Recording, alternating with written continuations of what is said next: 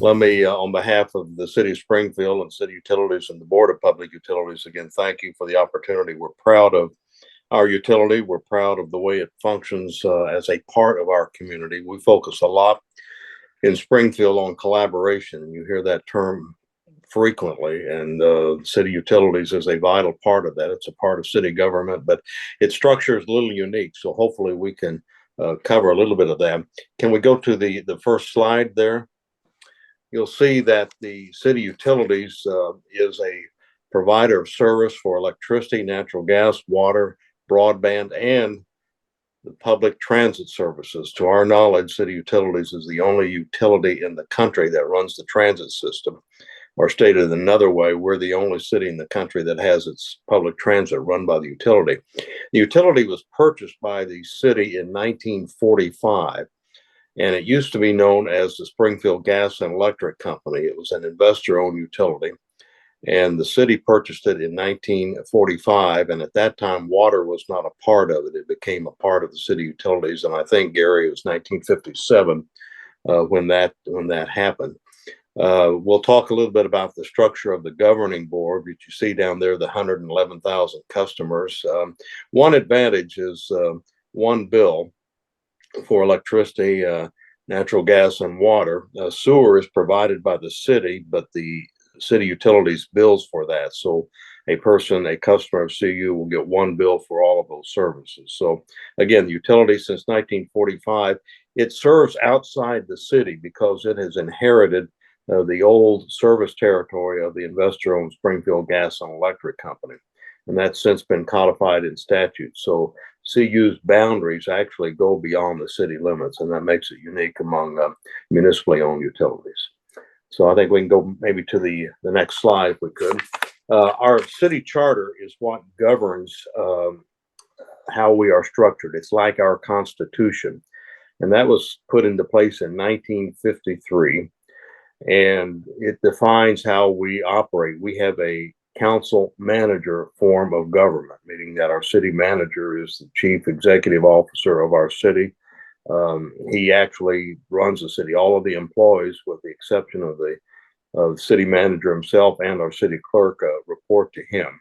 So our council, which was set up in its current form in 1953 when that charter was set up, consists of 8 members. 4 of those are elected. All of them are elected for a 4-year term. They can be elected. They can serve as long as they wish and can be elected. So there are no term limits for them. 4 of those council members are general seat, meaning that they run citywide. 4 are representing zones. The city's divided into quadrants. So 8 people. The mayor, when this charter came in 1953, abolished the elected mayor position. It did not return until the mid-'80s, and then it was set up for a 2-year term. So council members have 4-year terms. The mayor has a 2-year term and is term limited to 4 2-year terms, a maximum of 8. So I'm about to enter the last year of my 4th term, and it would be term limited. So we will be talking here in a minute about the separate administrative board for the Board of Public Utilities, and I think maybe we can go to the next slide that might hit that. The role of city council is clearly defined by our city charter. The city council appoints the board members, and we do that pardon me, through the committee of the whole. So we will solicit applications for board member candidates. We typically interview all of them. It's rare that we don't interview everyone that applies. And then the council members actually choose the committee of the whole makes the recommendation back to the full council. And so the board members themselves are appointed by city council. The second role that we have is to approve the budget. And it's a good process that works through the utility. In conjunction with the Board of Public Utilities, we have a couple of joint meetings on that, a joint public hearing. And then it comes to council, where it's actually in front of the full body in a regular meeting. And of course, that's subject to any kind of public input and comment. We have to approve rates. So any process that involves a rate change, a rate design change, must go through city utilities. And then the service and competitive bidding, such as banking and that types of things, all come before city council. So those are the 4 items where city council has direct responsibility and input regarding city utilities. So I think we can look at the next. Kristin, I'll cover this, and then you can add to that and go on maybe to the. We have 11 members of the Board of Public Utilities, and you'll see them listed there. And 9 of those members are city utilities customers residing within the city. 2 of them are city utilities customers that reside outside the city. The original board was 9 members, but that was changed in the, Gary, help me, I think in the 90s when 2 more were added representing customers outside the city. So it's called, the board itself is the Board of Public Utilities, but of course it does business as city utilities. The board has the responsibility for all of the publicly owned utilities that we talked about. They are responsible for the general manager, the president, CEO, and they hire that individual. He reports to them. And you see there the reference to all the electric, gas, water, transit, and public communications, the fiber and the broadband. So everything is open. It's a publicly owned utility, and so it's very much in the public sector. So the Board of Public Utilities has responsibility for oversight of the utility. We work closely with them. We have 3 or 4 joint meetings a year between City Council and the Board of Public Utilities, but the roles of each entity, I think, are very, very clearly defined. It's worked well throughout the years. We had one series of controversy. I was actually on the PSC when it happened, but there was a concerted effort within the city in the mid-90s to sell city utilities to an investor owned, and that never got any traction, but that was quite controversial for a while. But since that time, there's really been nothing that I would consider to be out of the ordinary in terms of how we've dealt with issues or any controversies that have come up. So I might turn it over to you, Kristin, for the next part. On this slide, I'll just add a couple of thoughts. I mean, you covered a lot of what I would have mentioned as well, but the neat thing about our board, the city council does a really great job in looking at board members and the unique skill set that we each bring to the table. So all of our different board members have a different background, different perspectives, different ages. So we have a very well-rounded board, and it is not a rubber stamp board. We are very involved in what happens in the utility. Gary's probably shaking his head because, we get really into the weeds and we want to know why we're making certain decisions, why the budget is the way that it is. And so, just all kinds of different conversations that we have, and we go pretty deep. So I think our community is really fortunate to have a board that's so involved because we're also citizens as well. So, as Mayor mentioned, there's sort of some separation between council and the Board of Public Utilities. We collaborate really, really well together, but I think having, a board of 11 people that are sort of independent of council, it just provides a really great perspective for us to continue to guide the utility. So if you want to move on to the next slide. So we do also have, outside of the board, we have what we call a Citizens Advisory Council. And I am trying to remember how many people are on there. It's a pretty big group. There's currently a little over 20. Little 20. Okay. And there's no term limits on that. It's not like a governing board. It's just a group of citizens that sort of works alongside the utility and the board to serve as a sounding board. So, the same presentations that the board hears, the Citizens Advisory Council will also hear, and they provide their feedback from a citizen's perspective. So they're sort of the citizens' representation, to the utility as well. Obviously the board is made up of citizens too, but it's just another avenue to get citizen feedback and collaboration with the utility. Let's see if there's anything else I wanted to say on there. Gary, is there anything else you want to add about the Citizens Advisory Council? Their one official role, other than just giving us really great feedback, as we talk about things before we even take it to the board, is we ask them to review any kind of rate adjustments before we would take that to the board, just to make sure that they meet kind of our rate standards, that the rates are simple and understandable. acceptable, feasible to implement, and clear for our customers to understand. So we present that through a series of meetings before we would ever take that to the Board of Public Utilities, and then we require them to officially approve and recommend those to the board before we would take those forward. Great, thank you. All right, so on our next slide is our vision and mission.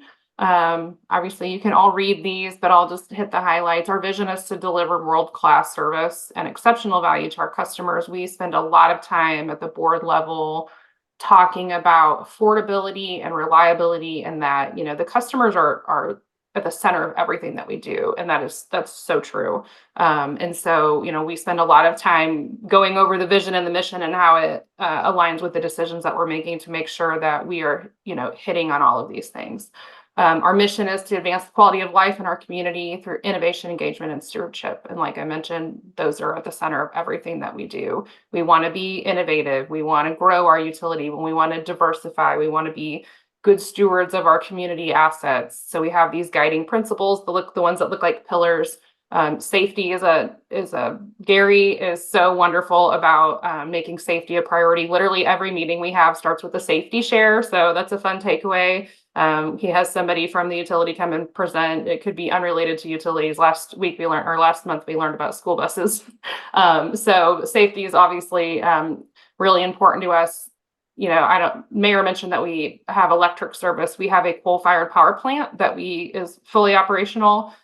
We just retired a different plant several years ago, but not only do we have electric transmission, we also have that local generation, and then we're 40% renewable as well. So there's a lot of little pieces that go into the electric part of it, and safety is a big part of that too.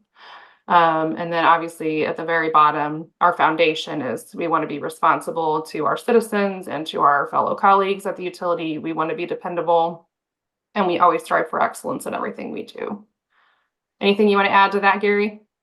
Yeah, I would just say, you know, I've been at the utility since I started actually as a student intern in 1990. So for about the last 34, 35 years, I've been around, and I've just been so grateful and appreciative of our governance structure. It really allows the utility to function as a business and take the, you know, any kind of politics that may be involved out of the equation, and just make sure we're hitting this mission of advancing the quality of life in our community, because that's really what it's about, is just make sure our neighbors have the affordable and reliable services that they need. And we talk about that. We know our neighbors don't really have a choice of whether they do business with us or not, but, you know, my mantra is that we have an obligation to treat them as if they do. And hopefully, if we do our jobs right, we give Kristin and the mayor that make their jobs easier to keep us between the white lines.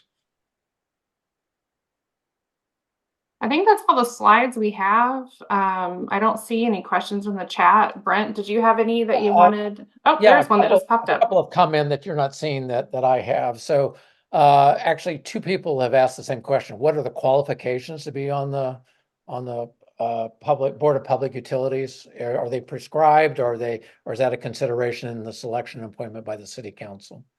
The qualifications are not prescribed in the charter, with the exception of for the two members outside the city, just as appropriate business experience and professional experience. What the council looks for is the broad range of experience that we have. And I'll just interject right here. We are a nonpartisan form of government, so we don't run as a Democrat or Republican as council members. But interestingly enough, in the charter for the Board of Public Utilities, it says you're supposed to have an even number of Democrats and Republicans. So when the application goes out for the board, you have to ask there, and some will say I'm a D or I'm an R, but most will be independent. So that's very rarely a factor. But what we do is look at the current makeup of the board. You want to have enough variety, enough experience in there, different levels. For example, if you look at what we have now in membership, there's a retired CEO from Cox Health, the president of Missouri State University. We've got a person that works at Bass Pro. We've got individuals that, such as Kristin, CPA, working at banking. So you want a broad level of representation on the board, because that gives you the best result and the best representation. So if we have a vacancy or two that we fill, and typically each year You may have noted the board members serve a 3-year term and they can serve 2 3-year terms. So just about every year in the fall, we'll look at what vacancies we have, who's being termed out, for example, and what's their skill set, how does that fit with the rest of the board. I always visit with Gary before and say, you know, what kind of experience level, what skill set do you need? And we try our best to make that as varied as possible. But with the exception of that broad business experience statement in the charter, there's really no particular qualification. And I'll just add on the 2 3-year terms, I'm in my 6th year, so this will be my last year on the board. And I think it's, you know, having 6 years, assuming you get renewed for your second term, is really valuable because it's so complicated, the things that we do at the utility, that it really takes the first whole 3-year term to even understand what's going on. So I think having that longer term, you know, the full 6 years goes by in a flash and you're finally like, okay, I have institutional knowledge from all the things we've done over the last 5 years. And now, you know, I can make a really big impact in my last year, but I think anything shorter than that, you're just barely even understanding what's happening before that point. Let me ask one other question, and there's some in chat. How is the strategic direction of the utility shaped or formed or implemented? Yeah, and I can touch on that. So as we go through a strategic planning process, a number of different ways. So our overall strategic plan, you know, we had a pretty robust process because we updated that. I believe now it's been 2 years ago with the current vision and mission and strategic priorities. So that was really a lot of meetings and employee driven with the input of the board. And then once we had a draft of that, we took it to the board and the Citizens Advisory Council for a lot of discussion before we had input on that. And then we try to take that back, you know, several times throughout the year to the board. 2 of our meetings for the year are longer board meetings that we call retreats, so we can really get into strategic items and get input back from the board. But then through our long range planning process and putting our operating plan together, we do take a 1-year budget to the council. But as we prepare that 1-year budget, we also prepare a 5-year operating plan that has a forward look to it that we discuss with the board, and then the board actually approves the 5-year operating plan each year, and then we take the 1-year budget portion of that to city council for approval.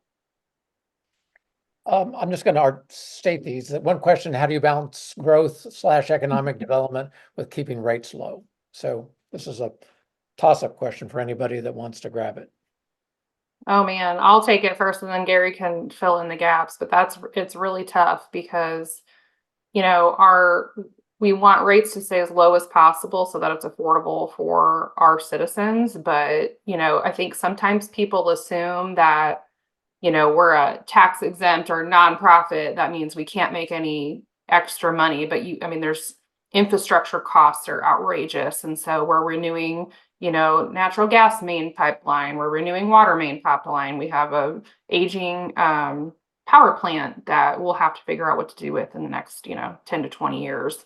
And whether that's coal or something else, you know, there's a lot of cost and projections that go into sort of that strategic planning and then figuring out how growth fits into that. It's just a really complicated puzzle. And, you know, I can't imagine how many spreadsheets our financial people have because they're amazing and they make it easy for us as a board to understand. But, you know, you tweak one little thing and it has a huge impact on what the future of our, you know, financial situation looks like. So that's my CPA perspective. Gary, I'll let you comment too.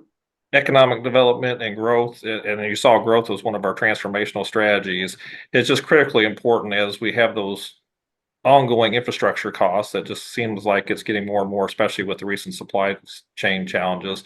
The more units we have to spread those costs down across customers keeps costs down lower for all of our customers. So that's really why it's really important. It's getting more and more challenging here in the last couple of years with planning reserve margins and the required capacity you have to have on the electric system put back. It's really, you know, we're still long on generation here in Springfield, but as those reserve margins change, that's taking that buffer that we have. And as we're seeing, there's a big need. You know, we're getting approached by data centers and others that are truly looking just for more megawatts, and trying to do that and make sure that doesn't disadvantage our residential customers as we do that is really important to us.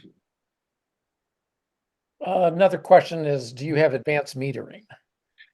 We do. Actually, we just completed that project in 2023. It was a 5-year project, and we actually took a number of years to actually get that worked into the budget. Overall, it was about a $53 million project. But as of today, 99% of our electric, natural gas, and water meters have been converted to AMI, and we're seeing huge benefits. So that has just been a great project for us.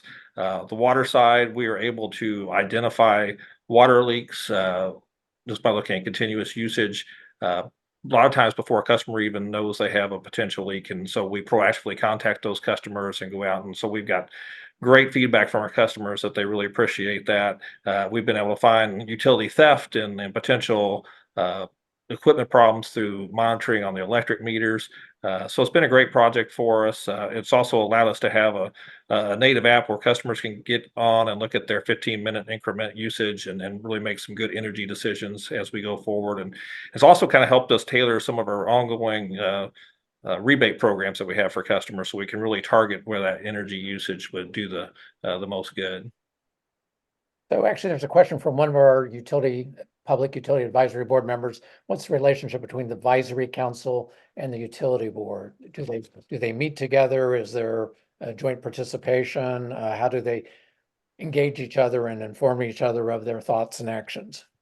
So our board approves the members of the advisory council. I nominate and bring those to the board. The advisory council actually right now has a lot of former board members, but also we kind of use that to bring in a representative sample of all of our customers. And that's kind of a training ground for potential board members too, because we like to see their interest grow over time. And once they learn a little bit of stuff, that kind of helps with what Kristin was talking about. If you've been on the advisory council for a few years, you kind of get a running start if you get on the board of public utilities. So the chair of the advisory council will come and present their findings for rates or things like that to the board. Typically don't meet together, but of course board members are always invited to attend the Citizens Advisory Council members, and many of them do. So it's not an official joint meeting, but there is that interaction. A couple of people have asked about the mix of residential, commercial, and industrial.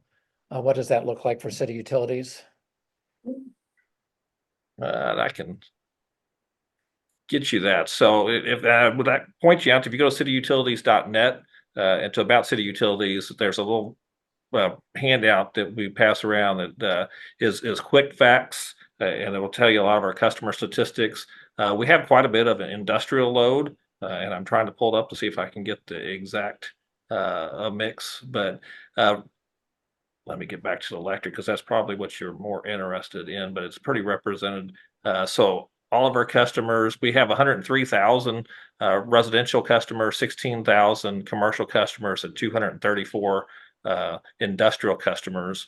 Have a good mix of our top 10 customers from a healthcare standpoint. Both our hospital systems are in the top 10 customers. Bass Pro Shops is a top 10 customer. Walmart's a top 10 customer. Actually, there's a Bitcoin miner who has just recently become our #1 electric user in the system. We're a little bit leery of that. We actually have a special contract with them where we make them prepay, just because I'm a little bit risk adverse as that. But they've been a good customer for us because they are also an interruptible customer. So when we have things like Winter Storm Elliott and Winter Storm Jerry, like last year, we can interrupt them and use those megawatts for our residential customers.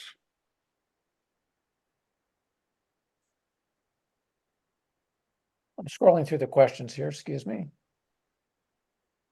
I think there's a question about if public transit is paid from the utility, and that is a yes. We do get some grant funding, I believe, from the state that helps pay for that, maybe some federal funding as well. But, it's a big fat negative on our balance sheet because it doesn't cover its own cost. So it is, I hate to use the word subsidized, but it is funded by, other parts of the utility. And that is the only part of the utility that isn't self-sufficient as far as funding. All of our other, electric, gas, water, SpringNet, they all have to be self-sufficient as far as funding goes.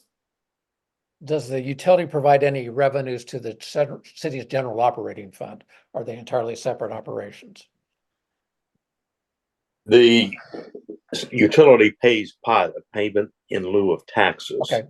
All right. Which is set out in our charter by a percentage. And so that's roughly equivalent to what we would be receiving had we had a franchise awarded to an investor-owned utility. So we look at, so the pilot amounts currently for electric is 3%, water and gas are 4%, and then our spring net revenue is 4%. It's actually a right-of-way fee, but it works out to 4%. We also provide free services to the city, as in street lighting and for all their non-revenue operations, free utility services. So overall, that works out the last few years between 8 and 9% of gross revenues that go back to the city of Springfield. So I might stand to be corrected, but the pilots or payment in lieu of taxes for Independence Power and Light is 9.18%. It's relatively high in general, and actually relatively high compared to what's charged by the investor-owns in neighboring communities. So I want to respect people's time. Do you have thoughts or suggestions? I think some on the online want to take a field trip down to Springfield and spend some of their hard-earned money in your community, and I want to see if you would be open to a visit by others to learn more. We certainly would, and I know I speak for Kristin and Gary. We'd be pleased to have you down here and to show you what we've got, and pleased to have you spend some of our money too. So your money in our town. But let me go back. Speaking of that, real quickly, we were talking about the economic development efforts. We have a good collaborative effort in this community. It involves the city utilities as a key player, and that the city's involved, the chamber's involved, and that works well. And a good example where that's demonstrated was we recently opened Buc-ee's, the first one in this state, 1st of December, and that took everybody involved. The city utilities just did yeoman's work trying to run water underneath I-44. That would not have happened without that collaborative effort. So how long's your Buc-ee's been opened? It's the 1st of December. Very good. So did you have fun at that ribbon cutting? We did. We did a groundbreaking a year ago, August, and Beaver himself was here at that time. Then he came back when he did the ribbon cutting. But traffic is backed up on 44, particularly on weekends. If you're driving down 44, it's by my house, so it's real busy. But it brings great business, and that area that it's in is just a bunch of farmland. So we've sort of put in the infrastructure so that if there's future development that goes over there, we're ready for it. And it's adjacent across I-44 from our Partnership Industrial Center East, which was set up in the 90s, really as a result of Zenith, a major employer, leaving town in the late 80s and taking with it a number of jobs. And so the community leadership got together and that said we can never be so dependent upon one employer. So the end result was the Partnership Industrial Center. Utility was a key player. It bought the land. And that was the subject of some controversy. But again, it was a partnership. The whole idea, though, is you get that manufacturing load in there that evens out the load. And that, of course, helps control the peak, and that helps everybody. So it's been just a great addition. Buc-ee's is right across I-44 from it. Yeah, we're getting a Wally's in Independence. Oh, nice. Very good. Maybe one last question. That's Brent too. I just, I'd be remiss of saying I'm a firm believer in public energy, and what I like about it so much is, like Ken had said, there's, over the years, there's been controversies and issues come up from time to time. But what I like is we get to solve those with conversations in Springfield with our neighbors versus those issues being solved in a boardroom that may be in a different state or hundreds of miles away. And I think we can always win by having those conversations locally. Gary, one last question for you. Can you talk about the mix of generation? What do you own? What are your purchase power agreements? And sure. So we've got right now a little over 860 megawatts of local generation. And then 400 megawatts of long-term purchase power agreements. And those long-term agreements are really where we get our renewable portfolio from. So 3 different wind farms and a solar project, and then landfill gas project through the purchase power agreements. We do have a local 5 megawatt solar farm. We are currently looking at adding about 150 megawatts of what I call local solar. And when I say local solar, it may not be in the city of Springfield, but it's on this side of the congestion. We're right on the seam of SPP and MISO. So down here in Southwest Missouri, we pay congestion costs. So that's a way to mitigate that. And then our integrated resource plan calls for the retirement of one of our oldest coal fire unit, which was put in 1976. It shows being retired in 2030, and it will probably be replaced as well with some natural gas generation, which really because we need some dispatchable power as we look at being able to enable penetration of renewables until you really get battery storage, which I know is your next topic. That can be longer than 4-hour batteries. You're going to have some need for dispatchable energy to back up that renewable energy. A quick round robin. Any piece of advice for Independence as it contemplates its future? Gary, I'll start with you. Well, just the public power model, I would encourage you guys to continue to support that.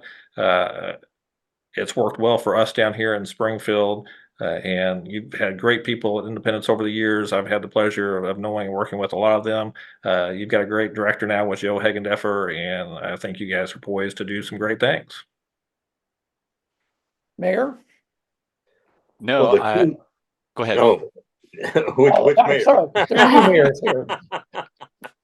And hold on, both of us think it's all about us. Okay, so that's you answer to the title, don't you?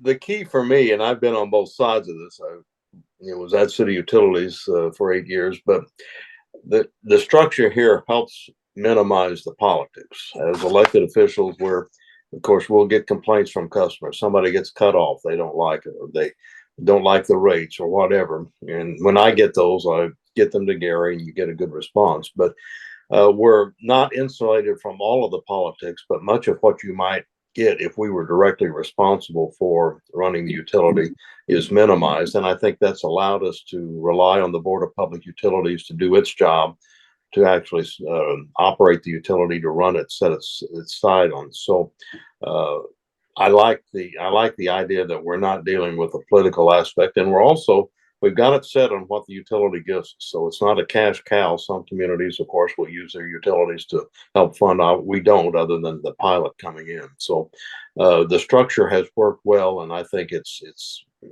as Gary alluded to earlier, helped result in the business and the professional operation of the utility, which is what it should be.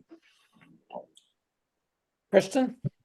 Yeah, I mean, echo what Mayor McClure and Gary already mentioned. I really like the structure that we have, having a board that operates somewhat independently of city council just provides a lot of balance in our community. It just works really well. There's a lot of collaboration that happens between, city council, the mayor, and the utility. And the utility is really great at what they do and running the utility. And so having that sort of separation but collaboration it works really well for our community. So Mayor Rowland, last thought from you? Well, I just really appreciate it. We haven't talked about the batteries though yet. So do you want to talk to batteries? We're not done yet. We're done Okay. with portion. Yeah, but I do have. I said mayor, and you responded, and I wanted to acknowledge that you were still there. I still had a pulse. No, I wanted to ask the question on the rates. When you set them, does your advisory board make a recommendation and then the city council makes the final approval, or how do you go through that process? I would suspect that's how it's done, but just wanted to get that sense of it. Yeah, and that's correct. So the Systems Advisory Council sees it first. They make a recommendation to the board. The board officially approves it, and then it's taken over to City Council for their approval. Okay. And then would you be willing to share with us, and you probably have them in electronic format, so I can shoot you an email and ask for them, is any rate studies that you've done, even over the last few years, 5 or 6 or 7 years, to say, hey, how do you compare with other rates? How do you make those decisions, things like that? Would you be willing to share those with us? Yeah, definitely will. So, of course, we do a full cost of service study every 5 years, but we have 17 peer cities that the city has chosen to benchmark themselves against in a number of different ways. We're always number 1 or number 2 of those 17 peer cities as far as the lowest electric rates. do very favorable on natural gas rates as well. Water rates, we don't compare as favorably because we sit at the top of a hill and have to pump all of our water uphill from somewhere. We're not lucky to be right next to a river that flows all the time. But overall, that affordability piece, we're always in the top quartile. But if you look at our demographics in the city, we know that when you look at the affordability piece of it too, that our median household income is probably less than what it is in independence, and so we're very cognizant of that. I would be remiss if we didn't really thank you exceedingly for everything that you've shared and what it is that we've learned this evening, and we appreciate it. And I suspect this is not the last time we'll be in conversation together.